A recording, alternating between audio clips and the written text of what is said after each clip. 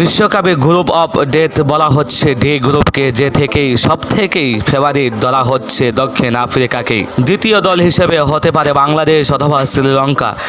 সেই হিসাবে মাঠে নামার আগে একটু স্বস্তি দেখা পেল টাইগার বাহিনীরা। বিশ্বকাপে ডি গ্রুপে শ্রীলঙ্কার পাত্তাই পায়নি দক্ষিণ আফ্রিকার কাছে। দাপটে জয়ে দক্ষিণ আফ্রিকার উঠে গেছে গ্রুপের শীর্ষে। অন্যদিকে হার আর রান রেটে পিছিয়ে শ্রীলঙ্কা পড়ে গেছে একটু বেকায়দায়। 8 জুন পরের ম্যাচে বাংলাদেশের বিপক্ষে সেই ম্যাচের জয়ের জন্য মুখিয়ে থাকবেন হাসারাঙ্গা ও ম্যাথিউস, কারণ দক্ষিণ আফ্রিকার কাছে নাস্তানাবুদ হওয়ার পর ঘুরে দাঁড়ানো ছাড়া কোনো পথ নাই।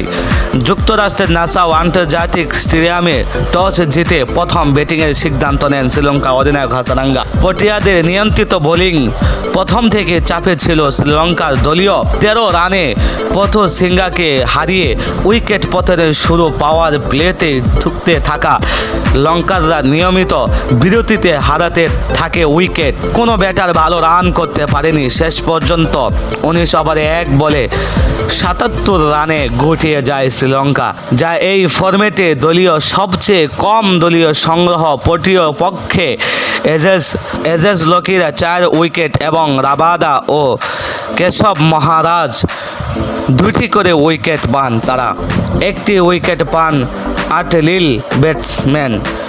জবাব দিতে নেমে দক্ষিণ আফ্রিকাকে খুব একটা বেগই পেতে হয়নি। দাপটে দেখিয়ে হাসারাঙ্গা শেষে প্রোটিয়াদের দাপটে নেমে অনায়াসে প্রোটিয়ায় জয়ে তুলে নেন। আফ্রিকা উঠে যায় পয়েন্টের টেবিলে। ডি গ্রুপের পরের ম্যাচে মঙ্গলবার মুখোমুখি হতে নেদারল্যান্ডস এবং নেপাল। ম্যাচটি শুরু হবে মঙ্গলবার 8টা 30 মিনিটে।